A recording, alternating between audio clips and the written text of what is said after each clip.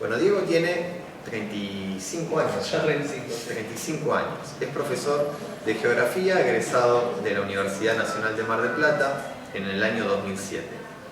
Posee la especialización docente de nivel superior en Educación y TIC del Ministerio de Educación, perteneciente al Programa Nacional Nuestra Escuela, del cual también fue tutor virtual de docentes de nivel primario a cargo del módulo Enseñar Ciencias Sociales con TIC. Acaba de entregar su tesis de maestría en práctica docente por la Universidad Nacional de Rosario, llamada Práctica Docente y Pensamiento Crítico. Estudio interpretativo sobre las representaciones, discursos y prácticas de los residentes de geografía de la ciudad de Mar del Plata, donde espera defenderla antes del 2020. Es capacitador de profesores de geografía por el Centro de Investigación e Información Educativa CIE en la región 19 de la provincia de Buenos Aires, General Pueyrredón, General Alvarado y Mar Chiquita, desde 2014. Y es profesor de la práctica docente en la Universidad Nacional de Mar del Plata y el Instituto Superior de Formación Docente número 19 de la ciudad de Mar del Plata también, donde también dicta materias de campo específico del profesorado de geografía. Ha formado parte del equipo curricularista que trabajó en la modificación del diseño curricular del profesorado de geografía de la provincia de Buenos Aires y actualmente compone la comisión de reforma del plan de estudios del Departamento de Geografía de la Universidad Nacional de Mar del Plata. En estos 11 años ha trabajado en 20 escuelas estatales y privadas de la ciudad de Mar del Plata y alrededores, en algunas de las cuales sigue desempeñando funciones como docente. Bien, bueno, en este momento yo voy a tener la grata tarea de hacerle unas preguntas para ir dinamizando un poco la reflexión sobre el texto, sobre el libro que ha dado a luz mi amigo. Bueno, cuando yo hoy revisaba un poco, leía rápidamente el índice, ¿no?, de temas, los distintos capítulos que tiene, iba pensando algunas preguntas, ¿no?, para Diego, ¿no? Y él, cuando arranca este índice que refiere a su trabajo, ¿no?, se refiere a su producción y a los recursos como la paleta del pintor, ¿no? Sin embargo, cuando pensé y proyecté, ¿no?, esta charla, se me vino a la mente un momento cuando entregaron en didáctica especial, ¿no?, usamos juntos la carrera con Diego, gran parte de la carrera, las últimas materias, el día que entregaron los cursos para hacer las prácticas, ¿no? Creo que fue, o la primera clase de didáctica. Bueno, la cuestión es que la profe que teníamos en didáctica dijo, bueno, ustedes chicos seguramente están, después de recorrer, ¿no?, las 6 materias más o menos, ¿no?, sí, del campo de la práctica, de la pedagogía, de la didáctica, la profe dijo, ustedes hace varios años que están buscando como la receta para dar clase. Esa fue la frase de Katy Molina. Dijo, están buscando como una receta para dar clase. Bueno, les tengo una mala noticia. Esa receta no existe. No. Bien.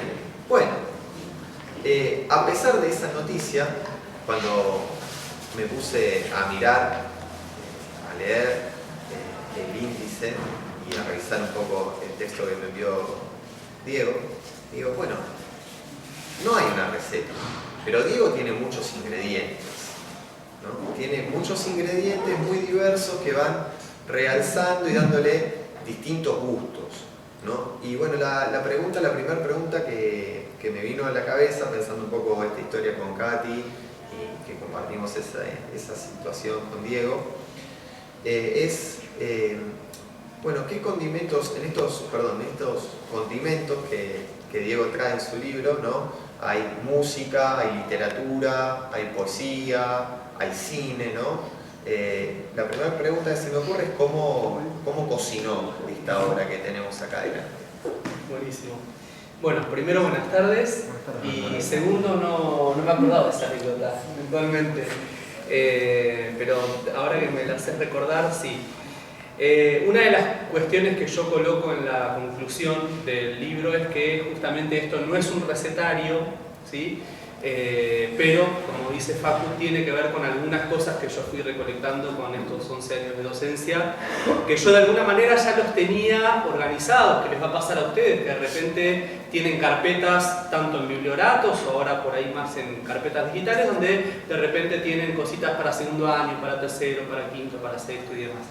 Entonces yo tenía como esa necesidad de repente sistematizar todo eso o compilarlo y de alguna manera darle esta impronta que yo buscaba para el mensaje que yo quería comunicar a partir de los recursos didácticos. Entonces, una de las cosas que digamos, arrojó la idea en mí a partir de esta producción es que yo hoy le contaba a Facundo cuando estábamos comiendo que no sé si les pasa que ahora están como muy de moda estos grupos virtuales, ¿no? de Facebook o diferentes redes sociales. Uno muy común en geografía que se llama geografía para compartir, hay otro que se llama geografía en PDF, y si eso lo trabajamos más en el tú a tú, digamos en la comunicación con los compañeros, vamos a un acto público o llamado asamblea donde de repente estaba esta inquietud de colegas, ¿no? O vamos a una escuela, che, me pasás este recurso, me pasás tal otro, y que esto, que el otro. Entonces, como que la idea nació un poco de esa necesidad, ¿no? De por ahí la socialización de diferentes materiales que uno va juntando, va reuniendo, y esta cuestión de siempre hago hincapié en la solidaridad entre los compañeros de poder intercambiar materiales que vamos trabajando con el tiempo. Entonces, en esta sistematización que yo fui haciendo a la hora de pensar el libro, ¿no? Decía, hay necesidad de los colegas, hay muchas ganas de compartir las cosas, entonces me pongo a trabajar en algo que después derivó en el libro. No tenía una idea inicial de hacer un libro, sino que inicialmente era como un material como para poder intercambiar entre los compañeros de Mar del Plata directamente. Y en función de lo que me pregunta Facundo, en una de esas noches, viste que uno a veces sale de la escuela, viste, y vos decís, de repente tenés un montón de problemas en la cabeza, cosas para corregir, o por ahí no te salieron las cosas bien y demás.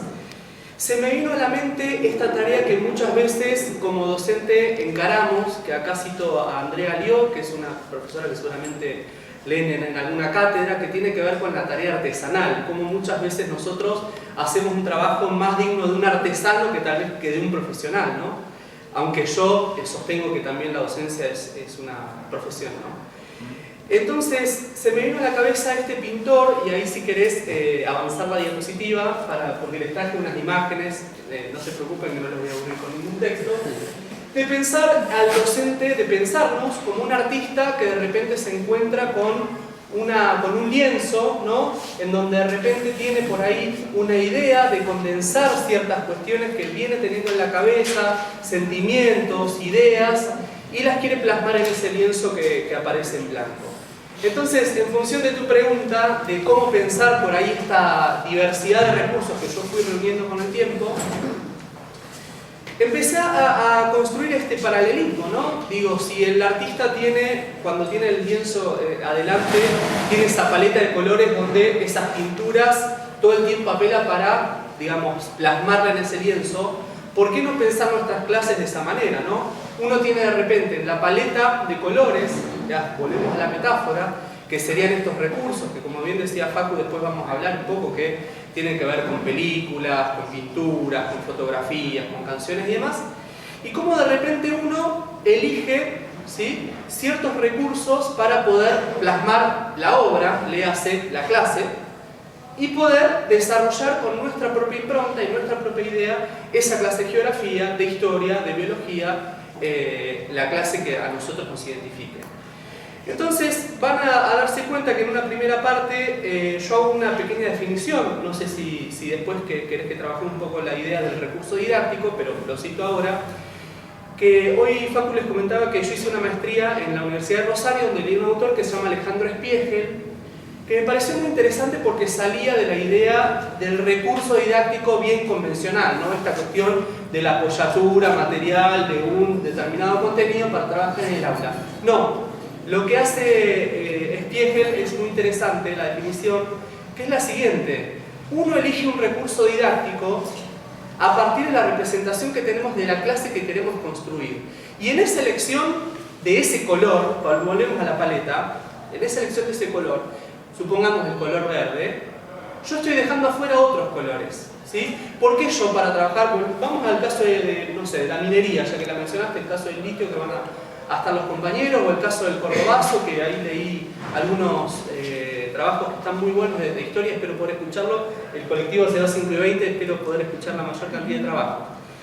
¿Por qué elegir determinado video para trabajar cordobazo? ¿O por qué trabajar determinada canción para trabajar mecanismos de expansión del capitalismo y no otra cosa? ¿Por qué trabajar una estadística y dejar afuera otras cosas? Entonces lo que dice Spiegel es, básicamente el recurso didáctico se define por esta cuestión de la elección a partir del mejoramiento que me permite ese recurso en función de otros que no tanto para esa idea, ¿sí? Entonces un poco nació a partir de esa cuestión, la paleta de colores. Bien. Cuando seguimos recorriendo ese texto, ¿no? Diego lo que hace es organizar los contenidos en bloques de distintos años, ¿no? Bien organizadito, desde segundo hasta sexto, para el caso de geografía, ¿no? Respecto de lo que es los contenidos de segundo año, en la unidad 1, Diego trabaja la problemática, o problematiza la cartografía, en realidad, ¿no? Que bueno, hemos charlado varias veces, un poco a veces la mirada crítica que tenemos, ¿no? O esa impronta marxista, termina un poco postergando y relegando una mirada más espacial, ¿no? Y la pregunta es, bueno, ¿qué colores nos trae tu paleta frente a este escenario que se nos plantea a veces como de olvidarnos la localización de los fenómenos? La parte más instrumental. Claro, sería. la parte más instrumental. Sí, esa es una cuestión que también, si vamos al caso del diseño curricular y queremos generar una crítica sobre lo que propone geografía, hay como una cuestión a observar, ¿no? Por ahí el diseño tiende a pensar la historia de la cartografía, la ideología de los mapas, y a olvidarse ciertas cuestiones técnicas.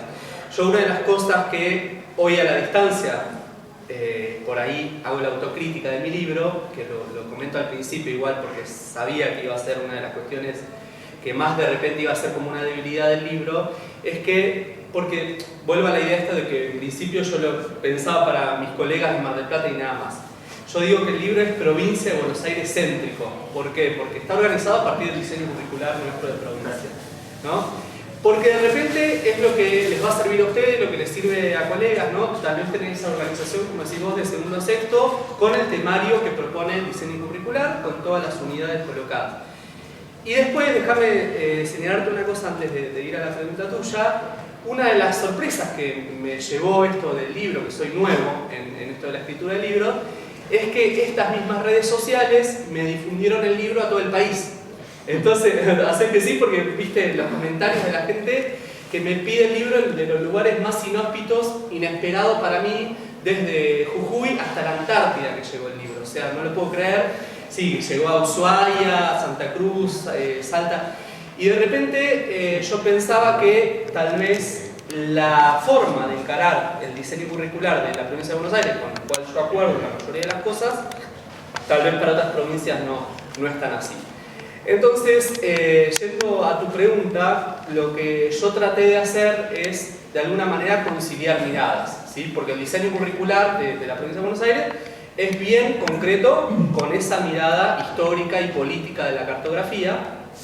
Me imagino que con biología sucede lo mismo. Yo las miro a las chicas porque veo que tienen el curso de biología, ¿no? O a los compañeros de historia que tienen una mirada de revisionista, ¿no? La historia. Entonces, esta cuestión de la dirección que lleva el diseño curricular, traté de cambiar un poco y hay algunos recursos cartográficos que yo recomiendo de localización. De hecho, ahora van a ver, si querés pasar un poquito más adelante donde muestro videojuegos, pasa más. Creo que es el último. Ahí. Ahí, por ejemplo, puse un videojuego donde los chicos mapean en esa plataforma de videojuego los diferentes relieves o las diferentes capitales de los países, lo cual es parte de una geografía más tradicional, pero por ahí pensando en una amplitud de la cuestión cartográfica, pensé algunos dispositivos. Sí. ¿Te puedo hacer una consulta? Sí, ¿Esto sería una aplicación para el celular? No. No, puntualmente no. Esta es una página web. Pero después, por ejemplo, el juego de McDonald's, que lo van a ver después, yo les voy a comentar de qué se trata, tiene aplicación. Y Contra Viento y Marea, que es otro, también tiene aplicación. No obstante, hay aplicaciones que yo puse que no están en esta diapositiva. En el videojuego puse más que nada páginas web. Pero sí, hay aplicaciones que están muy buenas para poder utilizar.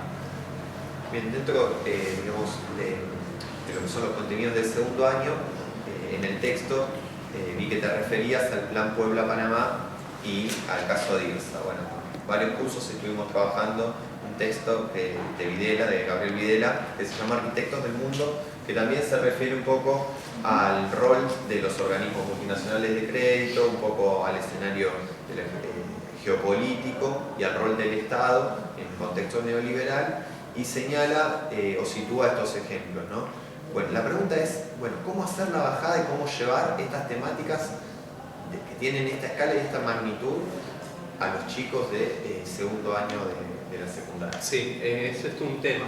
Ahí te voy a pedir que regreses a la tercera diapositiva, que volvemos a la cuestión de la paleta y la decisión pedagógica, porque cuando uno trabaja esos temas, que lo que Facu puntualmente hace referencia es la unidad 4 de segundo año, donde se trabajan cuestiones más de índole política, ¿sí? De lo que es el continente de América Latina en sí, y cómo se da el entramado de lucha de poder entre los diferentes espacios, y cómo, digamos, la lógica del IRSA, por ejemplo, es la expoliación de recursos naturales de nuestro continente.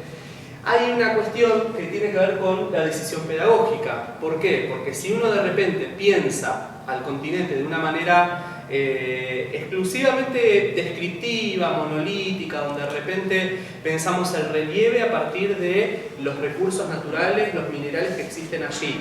Pensamos la selva a partir de la información genética que poseen las plantas o árboles que están en ese bosque. O pensamos la potencialidad de un desierto. De repente, si quedamos en términos descriptivos, no vamos mucho a la crítica de la cuestión. Ahora la pregunta de Facu apunta a cómo hacer para, ¿no?, complejizar esta cuestión.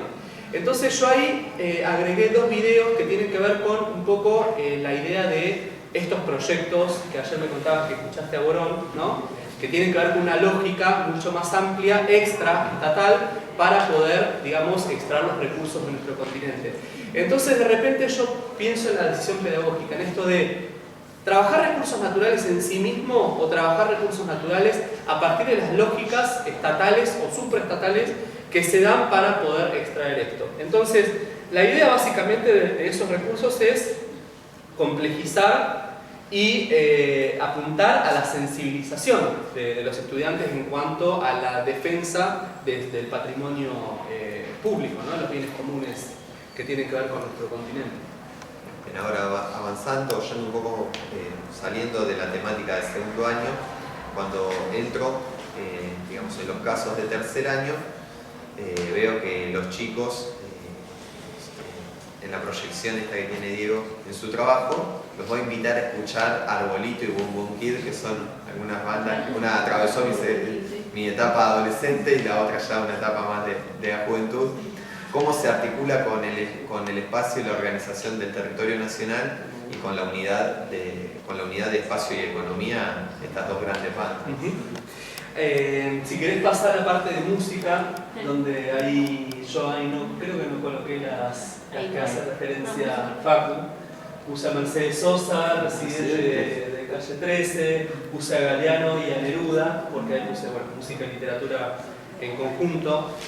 Y hoy, cuando estábamos almorzando, también hablamos esto del nuevo sujeto con el que estamos trabajando, ¿no? Esto no es algo nuevo, no estoy descubriendo ninguna pólvora, sino que estamos, digamos, ante un nuevo sujeto mediado por un montón de cuestiones que tienen que ver con tecnologías, entre otras.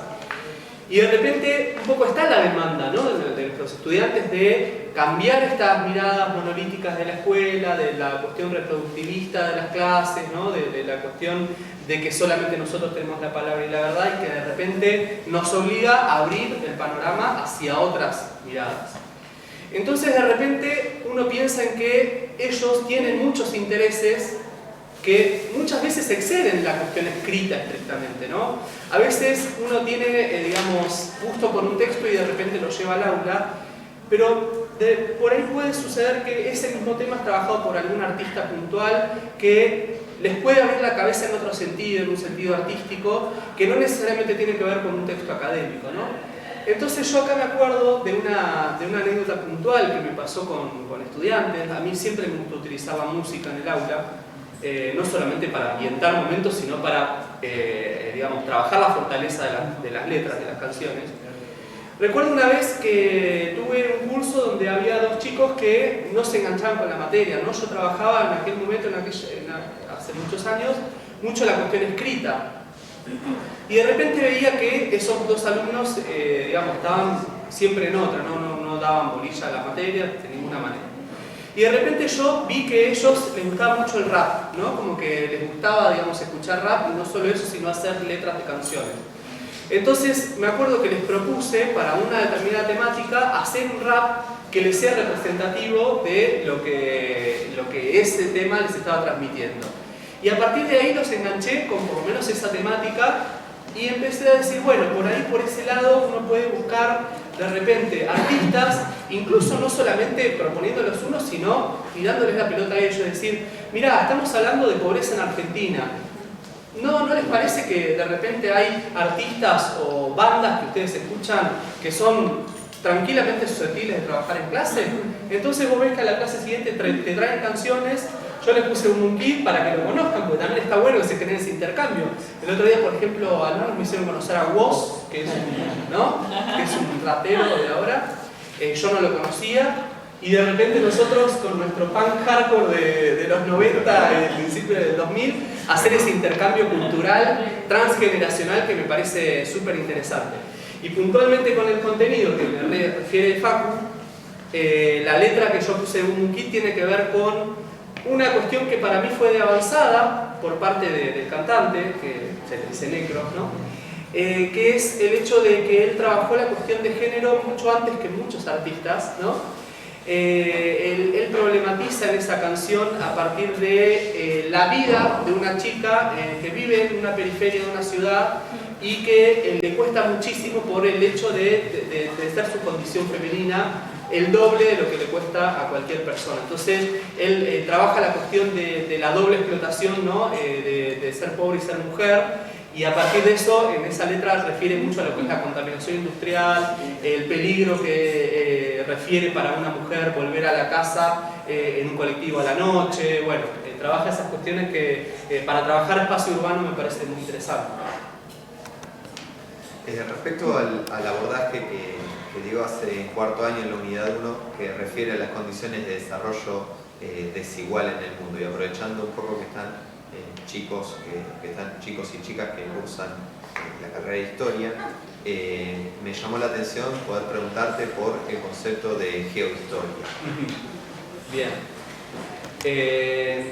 Yo siempre cito a un geógrafo que me gusta mucho, una frase que él acuñaba, ¿no? Del siglo XIX, es un geógrafo anarquista que se llamaba Eliseo Reclus.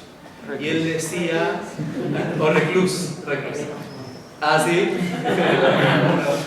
Y él, en otras palabras, pero básicamente el concepto que él utilizaba era, él decía que la historia es la geografía del pasado y la historia es la geografía, la historia es la geografía del pasado y la geografía es la historia del presente. O sea, nosotros desde la geografía jamás podemos interpretar la complejidad y las relaciones en el espacio si no lo pensamos en términos históricos. Jamás. ¿Sí? No podemos nunca perder de vista la historia. De hecho, en todos los años que nosotros trabajamos en la secundaria, siempre hay una historización de todo proceso social y espacial. Y a la vez, con los colegas de historia sucede lo mismo. O sea, nunca podemos comprender las dinámicas históricas si no las tenemos en cuenta a partir de las relaciones del espacio. ¿Sí? Básicamente tiene que ver con esa idea que reivindico y que afortunadamente el diseño curricular tiene esa mirada. Si querés ir un poquito para atrás para mostrar algunas cositas, no, en el anterior, la que estaba al lado. Bueno, ya que estamos en la cartografía, ahí tiene la historia, evidentemente, ¿no? El mapa, por ejemplo, de la red ferroviaria de 1889, donde ahí nosotros lo que hacemos es trabajar cómo el modelo agroexportador de repente generó una red ferroviaria que respondía a un modelo histórico que era el modelo agroexportador, y que eso, si lo contrastamos con el mapa ferroviario actual, que también usa el recurso, que se llama, la página se llama satéliteferroviario.com.ar, que es un usuario como cualquiera de nosotros del ferrocarril, que tiene tanto amor por los trenes y reivindica tanto la causa del transporte de trenes, que lo que hace es cartografiar los recorridos de los trenes actuales. Y si uno compara este mapa de 1889 con el actual, es una lágrima que te da ganas de tirarte por la ventana, porque es donde se ve el desguace sucedido desde la dictadura para acá con todo el entramado de ferrocarriles en Argentina. Entonces, no podemos entender nunca la lógica de los ferrocarriles que históricamente han pasado por Buenos Aires o han terminado o empezado en Buenos Aires si no pensamos históricamente en el modelo agroexportador.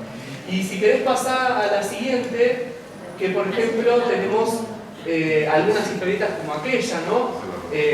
Un poco que venimos del 12 de octubre, la semana pasada. Por ejemplo, el colonizador dice: traemos cultura, educación y progreso, le dice al pueblo originario. ¿Para qué la espada?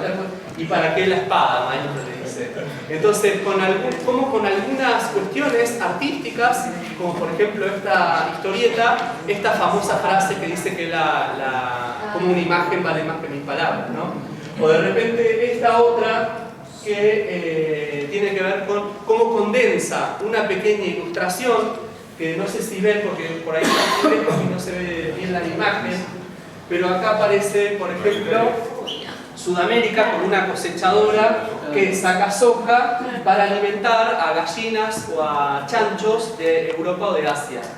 Entonces, ¿cómo? A partir de una sola imagen podemos comprender cuestiones geohistóricas de centro-periferia, y puede ser un disparador o puede ser una conclusión o puede ser de repente un material que nos permita trabajar una determinada cuestión puntual para pensar centro-periferia. La famosa imagen de Mafalda, hablando un poco de la cuestión cartográfica, ¿no? De ver el mundo al revés, esto de si el norte fuera el sur y demás. Había un mapa así que estaba presentado de esa forma. ¿Cómo? Había hecho un mapa en un momento de Argentina. Sí, exactamente. Sí. Bueno, creo que sí. Y sería interesante problematizar eso con los estudiantes. ¿Por qué tenemos siempre Mercator en la escuela y no otras proyecciones que cambien un poco la lógica, ¿no? Entonces, la cuestión vuelvo a la pregunta, la cuestión de la geohistoria, el hecho de, con los compañeros de historia, permanentemente estar en contacto. Bueno, hoy, durante el almuerzo, nos referimos en un momento al concepto de gentrificación. ¿Por qué? ¿Qué pasó? No, bueno, es como si la temática tendencia, si no le dejan, no, casi no le cagráis. El otro día me reía porque estuvimos en un congreso de La Plata y un compañero fanático de gimnasia, yo no lo veía hacía rato, que vive allá en La Plata, le dije: ¿y cómo está el tema de Maradona? ¿Viste que vive Maradona? Me dice: y la verdad que mal, me gentrificaron el club, me dice. Dice: ahora está lleno de socios de repente que nunca fueron de gimnasia y ahora están en el club. Bueno, ahí vi que en tu libro referís al proyecto de Contested Cities, ¿no? Sí. ¿Podés ahí desplegar un poco? Sí, ese es un proyecto interesante. Una de las cuestiones que por ahí me adelanto al final tiene que ver con que esta paleta de colores es una posibilidad que doy yo entre otras tantas. O sea, si ustedes el día de mañana quieren hacer el arte de los recursos didácticos en el aula 2 y les tiro la pelota, hagan ustedes, no lo voy a hacer yo, probablemente tenga su propia perspectiva, su propia mirada, y si mañana lo hace él o lo hace ella, va a tener su mirada. Entonces vuelvo a la idea esta de que esto no es un recetario, ¿sí? Entonces, ¿por qué digo que voy a adelantar al final? Porque una de las cuestiones que yo voy a desarrollar sobre el final de la charla tiene que ver con la cuestión de que todo recurso didáctico es político. ¿A qué voy con esto? Contested Cities es una organización de jóvenes, básicamente, que interviene en ciudades de manera artística, donde ellos buscan problematizar las cosas que suceden en esa ciudad, o sea, denunciar situaciones de desigualdad social, de fragmentación urbana, de gentrificación, que por ahí quienes no conocen el concepto tiene que ver con el reemplazo de una clase social por otra, o sea, una clase alta o media alta que viene a un barrio, saca a la gente que había allí, de una manera bastante, puede ser brusca o no, pero a partir de una inversión inmobiliaria. Entonces, por ejemplo, lo que pasó en Puerto Madero o en La Boca, ¿no? Que de repente vinieron muchas inversiones y la gente propia que vivía ahí tuvo que migrar hacia otro barrio. Entonces esta gente lo que hace es básicamente visibilizar problemáticas que aquejan a la ciudad. ¿Y por qué me adelanté a la cuestión? Porque yo, la mayoría de las cosas con las que yo compilo en este libro tienen que ver con una idea política mía, una ideología que obviamente es para reivindicar ciertos actores que tienen, digamos, una idea con la que yo comparto, ¿no? Entonces, poder traer a colación trabajos hechos por compañeros que de hecho ellos trabajan en España, en Chile, o sea, gente que directamente no conozco, de repente me parece que son propuestas, porque incluso Contented City lo que hace, por eso me parece muy potente para la escuela secundaria, es proponer secuencias didácticas para justamente trabajar gentrificación en el espacio urbano. Así que bueno, los traje, no los conozco, pero bueno, los traigo a colación.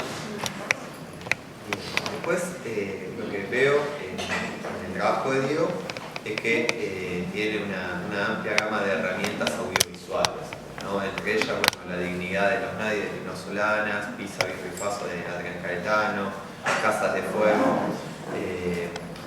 Bueno, ¿por qué esta selección y cómo lo articulás con la práctica geográfica? Bien. Una de las cuestiones que me parece que como profesores nos debemos de acá al futuro, ¿no? Y como pedagogos, tiene que ver con el hecho de trabajar la cuestión audiovisual desde un sentido profundo, ¿no? Yo te decía que lamentablemente no pude traer hoy los libros que a mí me gusta llevar al aula, porque son libros pesados. Yo soy bastante aficionado, no soy especialista en la fotografía, por ejemplo, el arte. Si querés mostrarle donde aparecen las fotografías, ahora vamos a las películas que me referiste vos, pero por ejemplo, estas dos de arriba, de los ángulos, son de Sebastião Salgado, que no sé si lo conocen, que es un fotógrafo brasilero, que todavía vive y es un fotógrafo documental que él ha viajado por todo el mundo para problematizar, volvemos a la misma palabra, ciertas situaciones que lo aquejan, digamos. En aquel caso ven a un hombre que está en un incendio en la guerra de Kuwait, fue un fotógrafo que viajó a la guerra de Kuwait. ¿Cómo se llama el fotógrafo? Sebastião Salgado.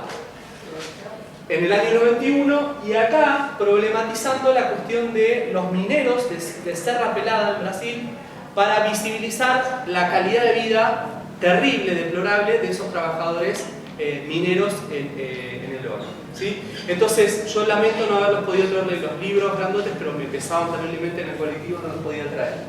Y volviendo a la pregunta de Facu, él me decía ¿por qué le doy tanta importancia o cuál es la importancia que yo le otorgo a los audiovisuales? Y yo le decía que para mí es una deuda que tenemos nosotros, porque históricamente en las instituciones está visto, díganme si me equivoco, después podemos debatir, la idea de los directivos que de repente cuando nosotros proyectamos una película o un documental estamos en un momento de cine, ¿no? Que incluso para mí estaría bueno, ¿no? Es un momento de cine. Pero está esa idea de que proyectamos una película para no dar clase, ¿no? Un poco y está la idea de los directivos de estás perdiendo tiempo. Entonces, yo vengo a reivindicar esta idea de que uno tiene que trabajar el antes, el durante y el después, como en una salida de campo, ¿no? Con una obra de arte lo mismo. Si yo le muestro a un chico la fotografía de Sebastião Salgado, o ahora, si querés mostrarle de Berni, cuando muestro pinturas, Antonio Berni, Juanito Laguna, no sé si lo conocen, que tiene que ver con la cuestión de la vida de los niños en ciertos contextos desfavorables, como vivir en un basural. Para compañeros de biología está muy bueno también trabajar el hecho como algunos elementos que están presentes en los basurales también impactan la vida de las personas. violando el artículo 41 de la Constitución, que también lo pongo como recurso, que dice que todo ser humano tiene derecho a tener un ambiente sano. Sin embargo, Juanito Laguna no lo vemos, como vemos la realidad. Mucha gente vive al lado de un basural y eso el Estado no se hace cargo de esta situación. Entonces, ¿cómo uno tiene que investigar sí o sí sobre estas cuestiones artísticas? Porque de lo contrario terminan siendo una pintura o una fotografía que, digamos, se agota en 5 segundos. Bueno, mira, hay contaminación, de repente en este basural del conurbano, acá está la fotografía y listo. Entonces, reivindicar el cine, él hoy me comentaba de Pisa Birra Faso, por ejemplo, que ahora me hizo acordar. ¿La vieron? Sí. Me hizo acordar a un padre que una vez me dijo, ¿cómo vas a pasar esa película? Que tiene la palabra faso en la... No, pero aparte pertenece a la nueva generación del cine de los 90 que Sí. problematizaba eso justamente. Bueno, ahí está. Esa otra Argentina. Eso es totalmente lo que hay que hacer. O sea, fundamentar esa película desde el punto de vista del nuevo cine argentino de los 90, cómo quería romper con el cine chabacano de los 80, de Olmedo, por ejemplo, que era totalmente, por otra parte, funcional a la dictadura en aquel momento, ¿no? de tapar todo lo que pasaba en la sociedad para que, digamos, la sociedad quede atontada con la televisión. Ese nuevo cine argentino buscaba mostrarle a la gente lo que estaba haciendo el neoliberalismo en Argentina. Entonces, si uno fundamenta eso antes, evitás que los estudiantes queden, mirá, se está fumando un porro, o mirá, mirá la puteada que dijo, porque es una película, digamos, de barrio, ¿no? Entonces, esa fundamentación del cine me parece imprescindible, y sobre todo trabajar en el después, ¿sí? Y digo, este padre me vino a hablar porque vio la palabra faso, que por otra parte faso era cigarrillo en aquel momento, no era porro. Entonces, me parece muy importante. ¿Y qué otra película me habéis dicho? Casas de Fuego. Casas de Fuego, no sé si la conocen, es una película muy vieja que trabaja Miguel Ángel Solá para trabajar muy bien la cuestión, y vuelvo al compañero de biología, la problemática del mal de Chagas en el norte argentino, ¿sí? Habla de la vida de Massa, de Salvador Massa, de cómo él descubre, digamos, la enfermedad acá en Argentina y cómo hace la fuerte denuncia política de que la enfermedad estaba muy de la mano con la pobreza que los gobiernos provinciales del norte estaban llevando a... ¿Y por qué se llama Casa de Fuego? Porque la propuesta de él era quemar los ranchos, era una situación... Bueno, mírenla porque está muy buena, es vieja, pero vale la pena. Bueno, para terminar con la disertación de Diego, me gustaría hacerle unas 2 últimas preguntas. La primera de ellas, el cual él considera que son los desafíos de la geografía en la escuela secundaria de hoy, y después cómo ve a los docentes en formación, ¿no? Sí. Para este escenario. ¿Qué preguntas me tiraste, eh? No me los habías dicho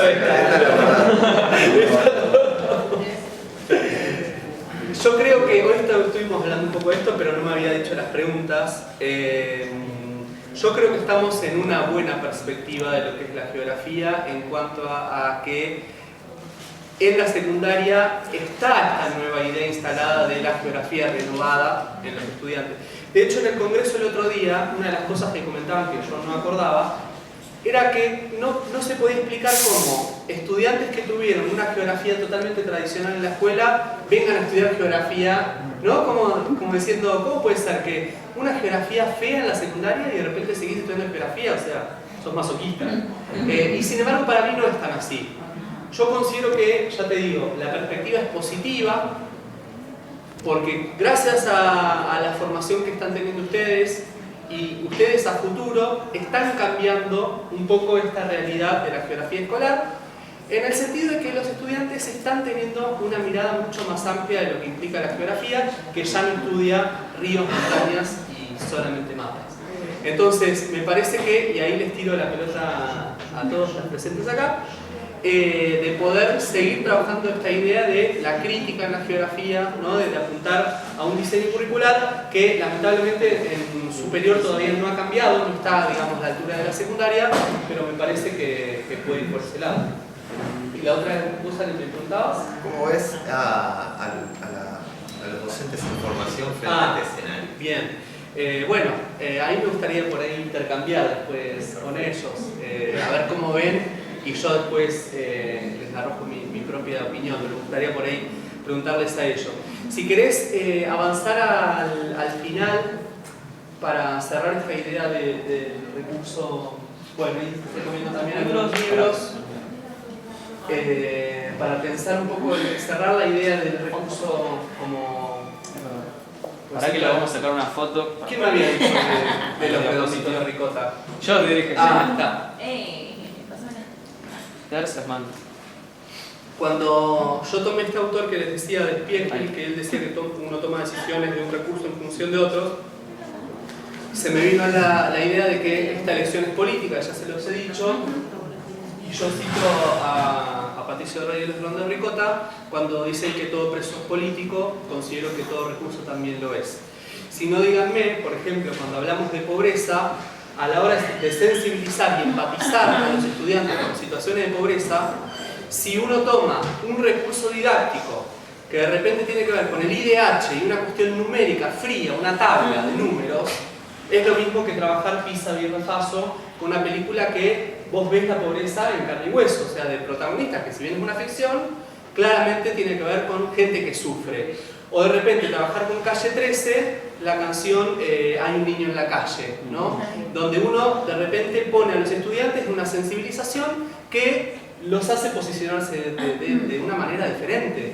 Entonces, si yo saco la tabla, que también me parece válida, pero de repente entender por qué la situación de la pobreza es tan grave en Argentina, decir, bueno, de repente el recurso didáctico a mí me puede favorecer mi propia idea sobre la geografía. Y otra cuestión que quería terminar, hablando del litio, quería traerles esta anécdota cuando vi que tenía, no sé si tengo 5 minutitos, cuando vi que tenía la presentación del libro del litio, hay una cosa que cuando yo dicté el curso del litio en el CIE, me mató. La verdad que, o sea, yo vengo hace, hoy le decía, 4 años que vengo con la cabeza destruida, ¿no? Con las cosas que están pasando. Y de repente, cuando yo empecé a buscar situaciones del litio en Argentina, y acá díganme si no es política la selección de un recurso, uno puede trabajar el relieve del noroeste de Argentina a partir de una descripción de lo que fue la formación de la cordillera, ¿no? O puede trabajar relieve de Argentina a partir de repente, los recursos que hay allí con los salares o con los minerales a partir de la minería a cielo abierto. Y una de las cosas que me sorprendió, por eso digo que es una anécdota, es que cuando yo empecé a buscar información sobre el litio en Argentina, me metí en la página del Ministerio de Minería con la sorpresa de que el informe oficial público del Estado está en inglés. ¿Por qué? Porque hubo un convenio con la Secretaría con el Servicio Geológico de Estados Unidos. O sea, está puesto el informe oficial del Estado argentino en inglés con información hecha por Estados Unidos. O sea, díganme si eso no es también un recurso político para poder trabajar en el aula, ¿no? Y para concluir, digo que los recursos no son solamente una potestad exclusiva nuestra como docentes, sino que también uno tiene que favorecer situaciones en que los propios estudiantes sean los que traigan los recursos al aula. Ellos también tienen que investigar y traer cosas propias. Hay una anécdota para terminar, para la gente de historia. Un profesor era antiperonista, me acuerdo, un compañero de Mar del Plata, ¿no? Entonces él saltaba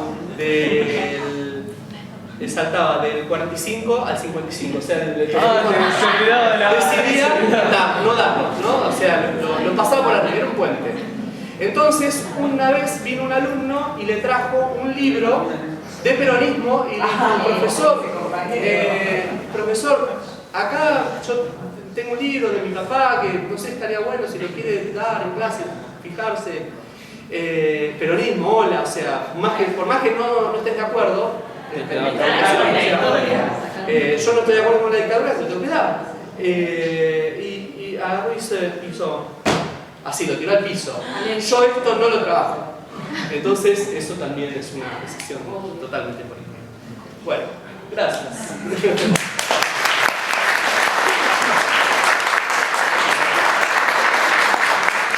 Podemos abrir espacio para que ¿Preguntas? se pregunten algunas cuestiones que a ustedes les parezcan relevantes. Primero que me respondan qué profesores en formación creen que son No, o van a ser. cambio la voz. Pregunta al final. Pregunta al final. Pues, Así no, bueno, pregunten lo que quieran.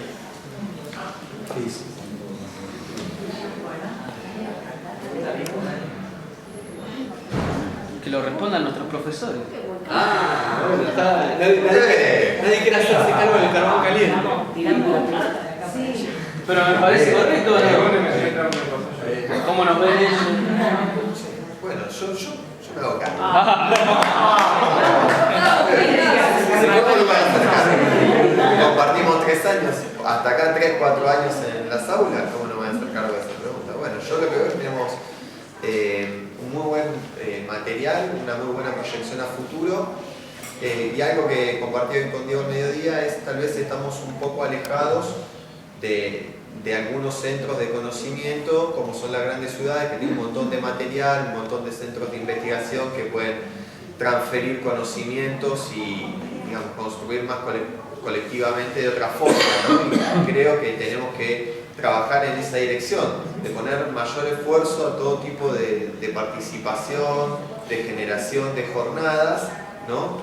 Como venimos haciendo, para un poco recortar esta brecha de desarrollo territorial que en ese sentido entiendo yo que venimos un poco más atrás, pero bueno, creo que es como una especie de responsabilidad particular que tienen también los docentes de formación de generar espacios fundamentalmente a escala de estudiantes, porque permite generar esto, otro tipo de conocimiento y que circule de otra forma que no sea desde el diseño del programa de la clase verticalizada, ¿no?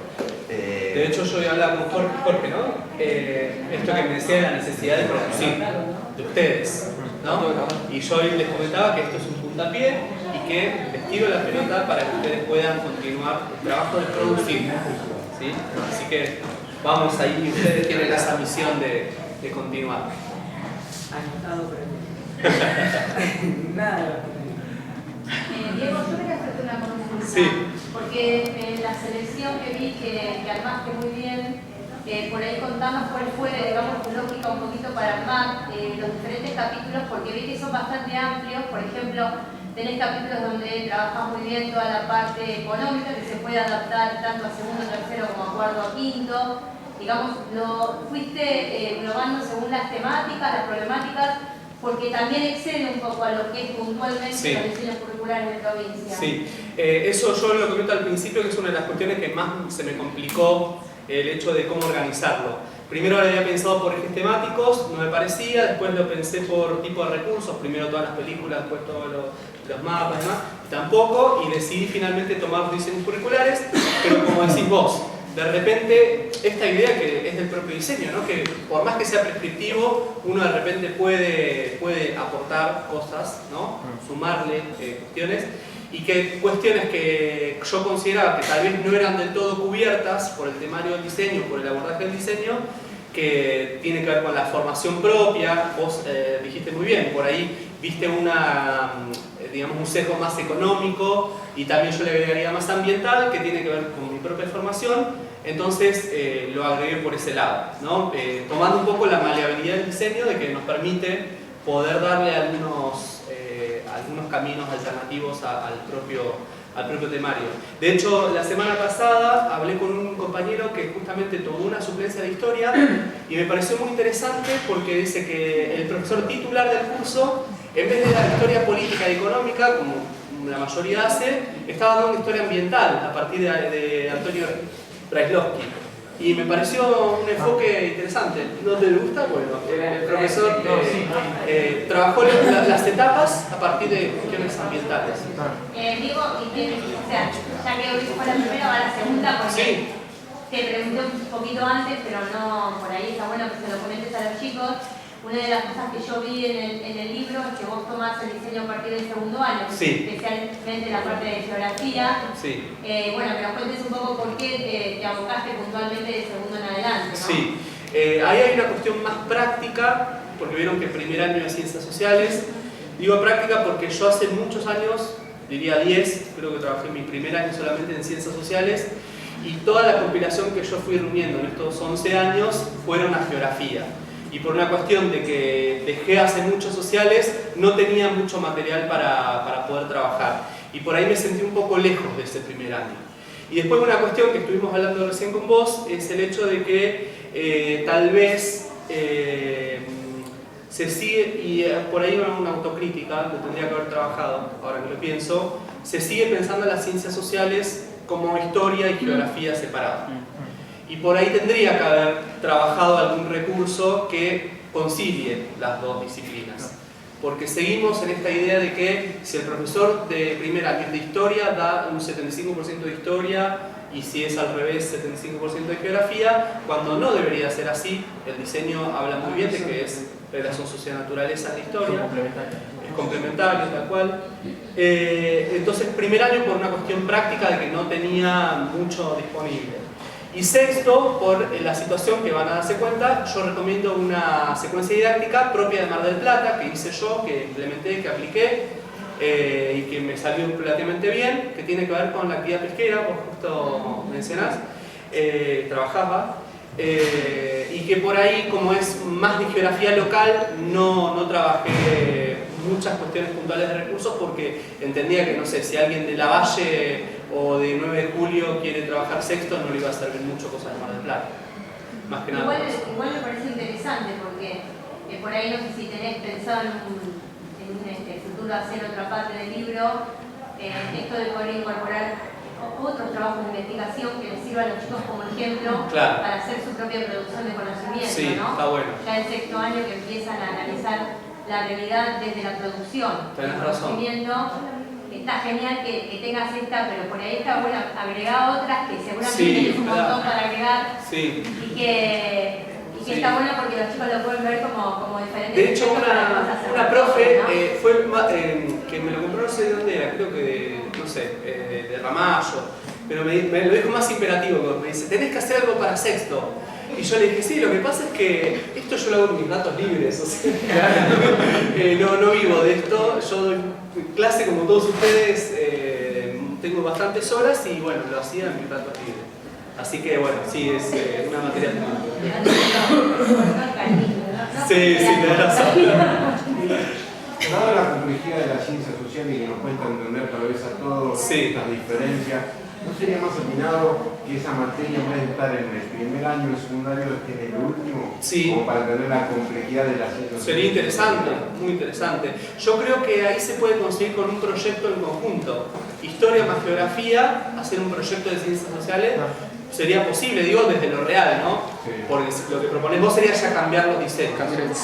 ¿Y por qué digo esto? Porque la idea en realidad no está tan mal de que esté en primer año, porque fue pensado como una cuestión progresiva, tipo colchón, que los chicos venían de primaria, con sociales, y para que primer año no sea, esto no lo digo yo, lo dicen los que escribieron el diseño, para que no sea tan compartimentado de materias, no tengan 10 materias en primer año, se trabajó por áreas.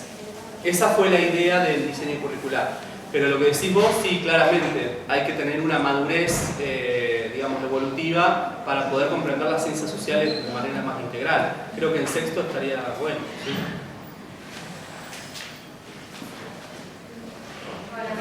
¿Cómo estás? Primero que nada, gracias por haber compartido estas estrategias. Bueno, gracias.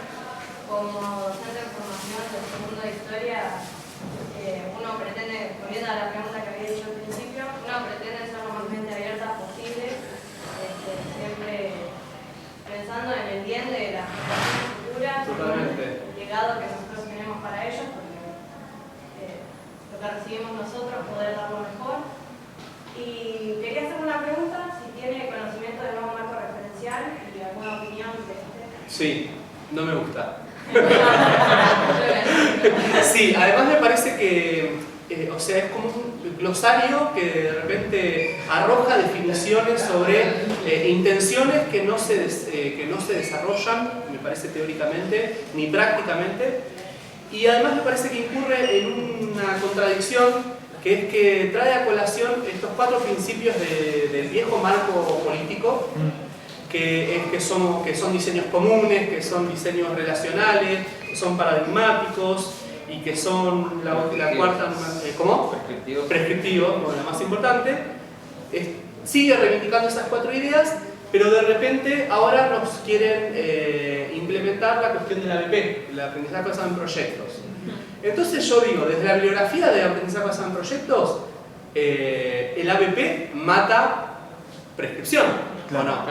Porque si vos encarás un proyecto de manera real, ¿no? A partir de las intenciones de los estudiantes, de sus propios intereses y demás, ¿cómo vas a dar un currículum prescriptivo que de repente te secuencia en unidades con un tema?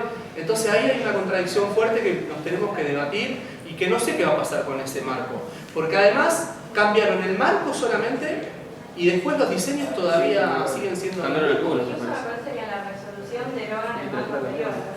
Claro, sí, derogan el marco anterior por una cuestión ideológica para mí, porque fíjate que en el marco no aparece la idea del sujeto de derecho, del sujeto político, no está presente totalmente.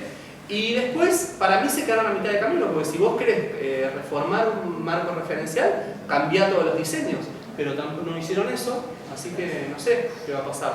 Había un rumor que decía que antes de octubre lo iban a modificar, pero al final no tenían gente tampoco formada para poder cambiar los diseños. ¿Qué es eso? Sí, quería preguntarle si usted cree que la aplicación de estos recursos depende también de la creatividad del docente. Totalmente. Gracias por decirme eso, que no lo mencioné. Una de las cosas que yo trabajo en la introducción, o en la parte teórica, es el recurso por sí mismo no sirve. El recurso por sí mismo no nos va a salvar ninguna clase. Esto que yo les decía hoy, uno a veces, ¿cuántas veces nos va a decir, pero este recurso la verdad que la rompe, lo llevas al aula y siempre me salió bárbaro y con este curso de repente no salió nada? Entonces, una de las cosas que yo digo es, el recurso per se no nos va a salvar la clase ni la vida, sino que la mediación pedagógica nuestra tiene que ver con, digamos, lo más esencial del recurso y de la clase. De hecho, hay una situación que... me olvidé qué te iba a decir a partir de esto, bueno, ya se me va a venir. Pero era una cuestión puntual que tenía que ver con el recurso, con mediación. Esto era.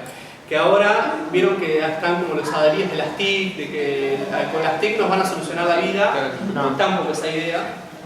Pero de repente si no podemos mediar nosotros con esas tecnologías, estaba buenísima hablando de historieta, ese dibujo que dice cómo era la clase tradicional, 2 más 2, 4, la profesora, 3 por 3, 9, ¿no?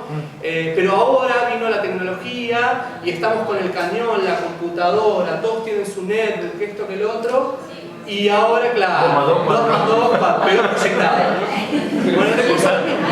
Si yo soy muy crítico, por ejemplo, de las dinamiquerismo, lo digo yo, eso lo trabajé en la tesis, ¿no? O sea, hacer ronda por hacer ronda no sirve tampoco, si uno no es crítico. Uno puede hacer ronda y ser recontra tradicional. También la actitud uno le pone. Claro, uno puede trabajar Sebastián Salgado, pero ser tradicional. Entonces, el recurso por sí mismo.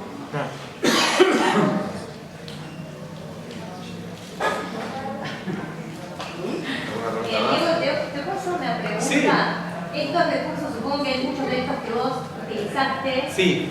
Y entonces, ¿cuál es la llegada y la respuesta de los adolescentes? Porque son de diferentes edades. Sí. De acuerdo a los cursos, hay muchos que me parecen sumamente interesantes. Sí. Porque aparte hay un montón de cosas que se pueden trabajar de manera muy dinámica. Sí.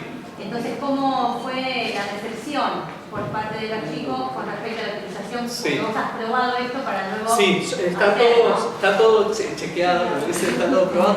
Sí, en la mayoría de los casos es positiva, pero volviendo a lo que comentaba el compañero hoy, siempre aprendiendo, o sea, los recursos me han servido por ahí con el correr de los años. Algunos recursos que al principio no me servían o no me por ahí resultaban y después con un trabajo previo, como decía él, sí. Así que en general, un poco lo que hablaba la compañera, ¿no? Del hecho de que los jóvenes hoy por hoy reclaman otras cuestiones.